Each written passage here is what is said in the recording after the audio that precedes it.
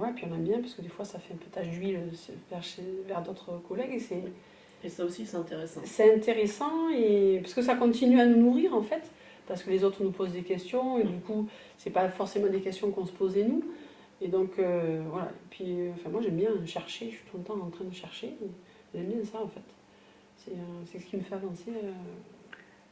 Est-ce que vous diriez que la façon de travailler aujourd'hui, votre pédagogie a beaucoup évolué, enfin, vous avez beaucoup Oui. réadapté? Bah oui, parce qu'on est beaucoup moins frontal. On est beaucoup moins frontal, on construit les choses avec les enfants. Les enfants, ils sont acteurs de leurs apprentissages. Je pense que ça n'a rien à voir avec ce qu'on pouvait faire. Enfin, moi, j'ai pas beaucoup d'expérience de ce côté-là, mais le rôle de l'enseignant, du maître, de la maîtresse qui est devant sa classe et qui distribue son savoir, c'est plus du tout ça. C'est plus du tout ça, quoi. En fait, on construit, on cherche ensemble. Et ils nous font rebondir sur plein de choses. Donc oui, je pense que... Tu peux nous donner un exemple? C'est quoi un enfant acteur de son apprentissage? Un enfant acteur de son apprentissage, c'est celui qui va chercher comment arriver à quelque chose. Par exemple, on a essayé de... On a compté, on est allé dans le grand dénombrement. Et je leur ai mis une caisse avec des pâtes dedans. J'ai dit, maintenant, je veux savoir combien il y a de pâtes dans la caisse. Ils m'ont dit, mais maîtresse, il faut tout compter. J'ai dit, ben oui, j'ai mis 2 kilos de pâtes.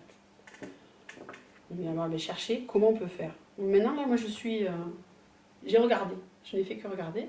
Je lui ai dit, oui, non. Je relançais un petit peu. Il me dit, on pourrait tout compter. Ils se sont précipités. J'ai dit, mais là, vous êtes 22 autour de la caisse, c'est pas possible. Cherchez une façon. Donc, ils ont trouvé que, en faisant des petits paquets de 10, comme on faisait avec le chaque jour compte avec nos pailles, on pouvait faire ça. J'ai dit, bah allez-y. Et j'ai attendu. Et après, il me dit, mais moi j'ai 50. J'ai dit, mais je ne veux pas qu'on sache combien toi tu en as. Je veux savoir combien il y en a dans la caisse. Et j'ai arrêté là. Et là, ils sont acteurs. C'est eux qui ont fabriqué les paquets de 10, tout ça. Et après, on a fait encore des paquets de 10 enveloppes. Mais c'est eux qui ont trouvé qu'il fallait faire 10 paquets d'enveloppes. C'est eux qui sont acteurs. Là. Moi, j'ai rien fait. Je guide un petit peu. Mais c'est eux qui comptent. Et après, c'est eux qui voient combien on avait beaucoup de pâtes. Trop. Mais voilà. C'est eux qui construisent. J'ai rien fait. J'ai juste un peu guidé. T'es payé à rien faire, quoi. Bah oui. C'est bien connu, non? Et moi, j'aimerais bien que vous reveniez un peu sur le doute, parce que ça me semble important, surtout pour des enseignants qui vous écouteraient et qui auraient envie de se lancer. Parce que moi, j'ai souvenir quand même que la première période, vous avez beaucoup douté sur le projet. Bah oui. Mais oui, c'est normal qu'on doute. Mais je vais ramener ça au doute dans la vie aussi. Si tu n'as pas de doute dans la vie, tu n'avances pas. Si tu as que des certitudes. J'ai l'impression que s'il n'y en a que des certitudes, on ne peut pas avancer. Enfin, pour moi, je vois ça comme ça. Les doutes aussi, c'était sur la façon dont le projet allait être perçu aussi, à la fois par les parents et par les collègues. C'était des peurs alors, plus que des doutes? Il y avait des peurs et des doutes. Des doutes, oui. Des doutes parce que tu te dis, Bah oui. Tu as quand même commandé moins de tables que d'enfants. Ouais. Comment tu vas faire? Et ça fait peur, oui. Tu te dis, est-ce que je ne me suis pas trompée? À un moment donné, sur mes tables qui avançaient toutes seules, là, elles sont super. Elles ont des roulettes devant, mais elles n'ont pas de frein. Chose que je n'avais pas pensé à regarder quand j'ai commandé les tables. Et bien, elles avancent toutes seules. Donc là, je me suis dit, mince, je me suis trompée sur les tables, en fait. Mais j'ai discuté avec d'autres enseignantes à l'autre bout de la France qui ont les mêmes tables. Et donc, les mêmes problèmes, et bien, moi, je les ai mises comme ça. Ok, je vais les mettre face à face, effectivement, elles avancent moins. Et bien, je continue à chercher, savoir... j'ai pas envie que les élèves soient tout le temps face à face. Si je veux retrouver mon U, eh bien, il faut bien que mes tables, elles ne bougent plus. Donc, eh bien, voilà, le doute, ça continue à me faire chercher, en fait. Et c'est ça qui nous fait avancer. Et puis le doute, c'est aussi, on avait commencé un petit peu une approche l'année dernière. Et en fait, on s'aperçoit que ce qui avait fonctionné avec un certain groupe classe, bah, ça ne fonctionnait pas forcément avec un autre groupe, avec notre groupe classe actuel. Donc du coup, on se dit, ah, mais mince, pourquoi là, ça a fonctionné et là, pourquoi ça ne fonctionne pas? Est-ce que c'est bon pour tous les élèves? Voilà.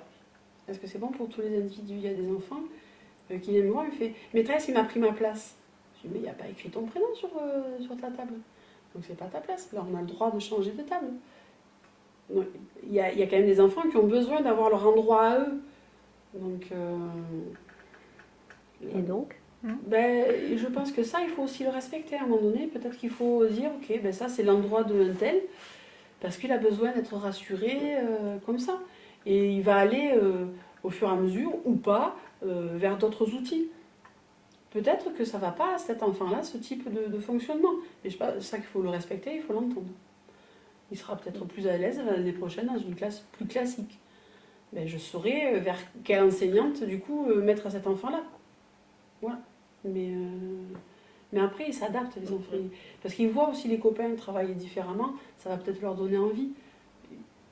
Je pense eux aussi, ils vont changer d'axe de vision, ils vont changer d'axe de pensée, je pense.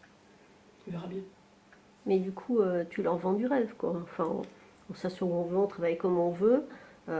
Dans 6 mois, ils sont en CE1. Ouais. Ils s'adaptent, les enfants.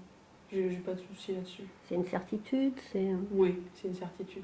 La certitude, elle est venue après le retour du confinement, du premier confinement, où les enfants, ils étaient tellement contents de revenir à l'école qu'au départ, ils étaient 4 en classe, ils n'avaient pas le droit de se toucher, même à la récréation. Eh bien, ils étaient super contents d'être là, ils travaillaient, ils arrivaient à jouer ensemble sans se toucher. Donc là, on voit les enfants qui s'adaptent à une vitesse grand V. C'est nous, les adultes, qui avons des peurs. C'est nous qui avons des prérequis qui ne sont pas bons, en fait. Et les enfants, ils sont tout neufs, quoi. Alors, il y a les idées des parents, hein, des adultes qui sont autour d'eux. Mais une fois qu'ils sont en classe, ils s'adaptent. Ça, c'est pas un problème, ça. C'est pas un problème. Je sais qu'ils s'adapteront après dans une autre classe. Vous parliez du regard des collègues tout à l'heure. Alors, il y a des collègues chez qui ça fait tache d'huile, qui se posent des questions, qui sont venus essayer, pour leurs propres élèves, par exemple, qui bougent, qui sont venus essayer un tabouret ou une galette à picot, qui, du coup, ont acheté une galette à picot et qui, du coup, vont commander des tabourets. D'autres qui n'osent pas, mais il ne faudrait pas grand-chose pour que ça démarre. Et d'autres chez qui on n'a même pas de retour parce que ça ne leur correspond pas. Mais ça, on ne peut pas leur imposer parce que c'est vraiment une autre façon de penser, de travailler. Donc moi, ça ne me dérange pas. Leurs élèves, ils avancent aussi avec leur pédagogie, donc c'est pas un problème. C'est agréable quand ça fait tache d'huile, mais c'est pour notre ego, ça. Mais après, voilà.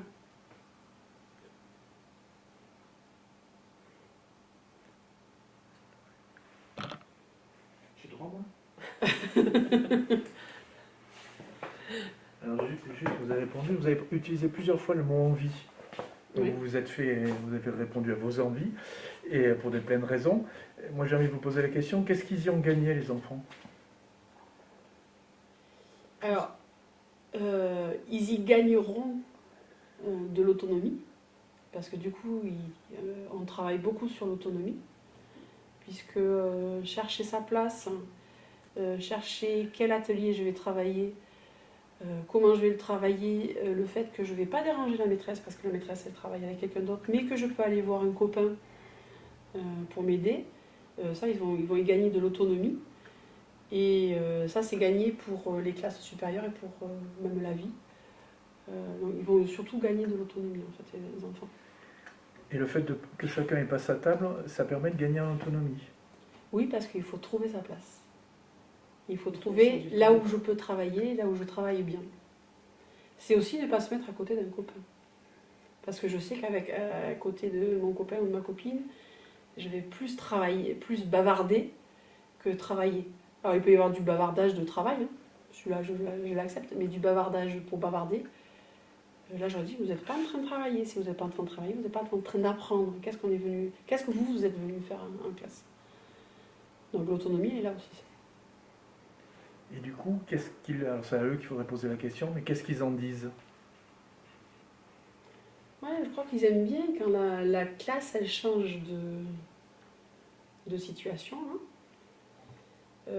Ils aiment bien tester des nouvelles assises, mais pas tous. Pas tous. Euh, Ils aiment bien être assis par terre. Ils aiment bien avoir le choix. Les ateliers, quand je leur dis, ben, tu fais un atelier, mais je prends quoi? Ben, celui que tu veux. Tu as 5 tiroirs, tu fais celui que tu veux. Ou tu fais ton cahier d'autonomie aussi, si tu veux, si tu préfères. C'est aussi du travail. Hein. Je ne mets pas n'importe quoi dedans. Donc, non, je pense qu'ils sont heureux dans la classe. Est-ce qu'il y a un système de tutorat qui s'est mis en place? Parce que finalement, Pas encore. bah, ils sont tous un peu en autonomie. Est-ce que le fait qu'ils travaillent par petits groupes, que ça change tout le temps, ça a créé d'autres façons de travailler?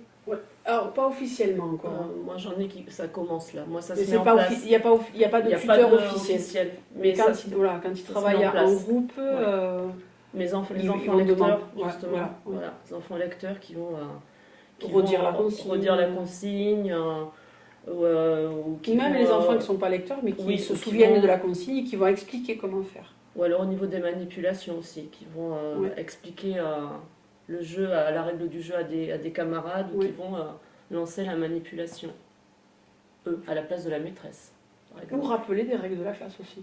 Oui, aussi. Tu ne viens pas déranger la maîtresse parce qu'elle est en train de travailler avec un groupe, par exemple. Ça se fait aussi. Ça. Mais moi, c'est surtout au niveau, Oui. au niveau des ateliers. Ouais, Les pareil. des enfants qui commencent justement, Mm. et pas forcément de mon propre chef. C'est des enfants lecteurs, par exemple, qui vont aller à l'atelier relire la consigne. Au camarade qui n'a pas compris la consigne, par exemple. Oui. Ça se met tout doucement en place, mais Oui. Mais officiellement, on n'a pas mis en place de tutorat. Peut-être qu'il faudra le faire, je ne sais pas encore. Parce que ça s'apprend aussi d'être tuteur. Donc, je sais pas. Il y a des règles. On ne donne pas la réponse. Comme ça. Et des règles aussi pour être tutoré. Donc je sais pas, peut-être. C'est un peu petit, je sais pas encore ça. C'est en réflexion, comme toujours. Non, mais vous laissez entendre qu'il y a des choses qui se sont mises en place Oui. de façon naturelle, toutes seules. voilà, en fait, implicitement. Ouais. du fait de votre fonctionnement. Oui, parce Sûrement, que, par exemple, là, on a rechangé un petit peu dû au protocole sanitaire. Ils ont en fait les casiers avec le matériel. Et implicitement aussi, comme il y a des coins mathématiques, coins français, par exemple, c'est au niveau des outils, du choix des outils, ils vont se chercher, ils sont en atelier, ils vont pas venir me voir, me dire maîtresse, j'ai besoin de ça, ils vont aller naturellement, Oui. se chercher le matériel dans les casiers. Ils savent aussi. Voilà, c'est à dispo. facile d'accès pour eux, donc c'est vrai qu'au niveau de la classe flexi, peut-être que ça permet davantage d'autonomie dans le choix aussi de ces outils. Oui. Ils savent à tel endroit il y a le classeur avec les jeux ou les fiches pour s'entraîner à la dictée, donc implicitement aussi ils sollicitent aussi moins la maîtresse dans les consignes de tous les jours. Oui. Voilà, donc ils savent où est le matériel, ils peuvent aller le chercher tout seuls. Donc tout ce qui est outils d'aide, ils sont capables d'aller se le chercher sans nous solliciter, Oui, tout à fait. par exemple. Oui.